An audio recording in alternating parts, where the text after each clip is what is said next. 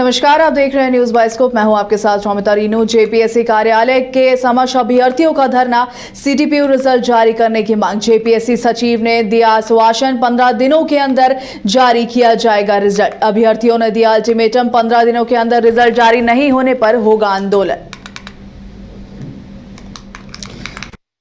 JPSC कार्यालय के समक्ष अभ्यर्थियों का धरना, सीटीपीयू रिजल्ट जारी करने की मांग। जेपीएससी सचिव ने दिया आश्वासन, 15 दिनों के अंदर जारी किया जाएगा रिजल्ट। अभ्यर्थियों द्वारा अल्टीमेटम दिया गया है, 15 दिनों के अंदर अगर रिजल्ट नहीं जारी किया गया तो आंदोलन किया जाएगा।